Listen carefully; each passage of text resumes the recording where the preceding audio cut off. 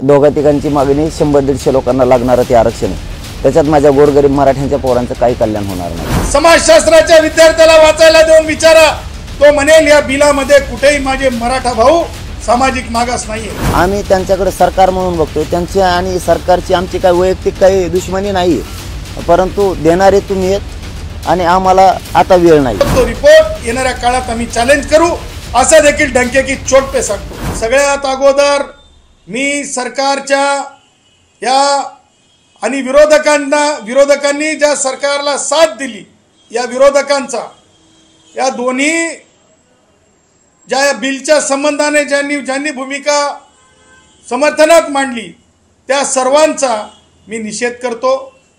त्याचबरोबर संविधान संमत हे कृत्य नाही असं मी म्हणतो। मी आज झालेल्या कॅबिनेटच्या त्या निर्णयाचा देखील निषेध करतो। दोघा तिघांची मागणी 100-150 लोकांना लागणार ते आरक्षण आहे। त्याच्यात माझ्या गोरगरीब मराठ्यांच्या पोरांचं काही कल्याण होणार नाही। त्यामुळे आम्ही आमच्या ओबीसीतून आरक्षणाला जे आमचं आहे हक्काचं, आम्ही त्यांचं द्या म्हणत नाहीत, आमचंच आहे ते। आणि ज्यांच्या नोंदी मिळाल्या त्यांच्यासाठी सगळ्या सोयऱ्यांची जी आपण आधी सूचना काढली त्याची अंमलबजावणी आम्हाला पाहिजे आणि त्यावरती आम्ही ठाम। खुल्या गुणवंतांची खुल्या जागांवर जे स्पेस सायन्स पर्यंत ज्या गुणवंतांसाठीच्या जागा आहेत, माननीय सर्वोच्च न्यायालयाने एका निवडात लिहिलेलं आहे, या खुल्या ज्या जागा असतात 7 समुद्रापार ज्या गुणवंतांसाठी नेण्यासाठी भारताचं हिंदुस्थानचं कर्तृत्व नेतृत्व नेण्यासाठीच्या ह्या जागा असतात, त्या जागांवर एका प्रकारे 10% कत्तलच करण्यात आलेली आहे। म्हणजे 12व्या वर्गातल्या इतिहासाच्या विद्यार्थ्याला विचारा वाचायला देऊन, समाजशास्त्राच्या विद्यार्थ्याला वाचायला देऊन विचारा, तो म्हणेल या बिलामध्ये कुठेही माझे मराठा भाऊ सामाजिक मागास नाहीये। आम्हाला इथं कृती करावं लागते, आमच्या पोरांना अभ्यास करावा लागतो, कष्ट करायला लागतं। वयाचे 20-20 वर्ष 25-25 वर्ष पोरं शिक्षणात घालतात आणि त्याचं कुठंतरी भविष्य घडायच्या टायमाला तो त्याच्यापासून मुकला जातो। त्यामुळे आमचं आरक्षण आम्हाला हक्काचं इथे पाहिजे। आम्ही त्यांच्याकडे सरकार म्हणून बघतोय, त्यांची आणि सरकारची आमची काही वैयक्तिक काही दुश्मनी नाहीये, परंतु देणारे तुम्ही आहेत आणि आम्हाला आता वेळ नाही। आम्ही वेळ दिला हा खूप झाला।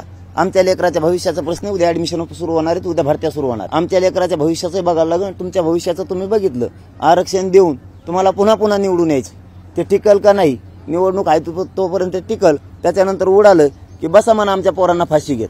सर्वोच्च न्यायालयाची तत्व ना धुळफेक करून त्याचबरोबर संविधानिक तत्वांना तिलांजली देत केलेला जो रिपोर्ट आहे, तो रिपोर्ट अत्यंत सुमार तत्वाचा आहे।